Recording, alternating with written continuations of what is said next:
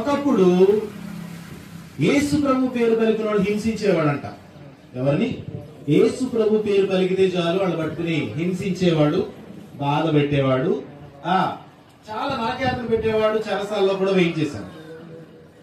Right. అయితే 22వ అధ్యాయంలో చెప్తున్నాడు, తన సాక్ష్యాన్ని అని చెప్తున్నాడు, ఒకప్పుడు నేను ఇట్లా ఉండేవాడిని, ఇప్పుడు క్రీస్తు కోసం చచ్చిపోవడానికి కూడా సిద్ధంగా ఉన్నాను. ఒకప్పుడు నేనే చంపేసేవాడిని, ఇప్పుడు నేను చచ్చిపోవడానికి కూడా సిద్ధంగా ఉన్నాను.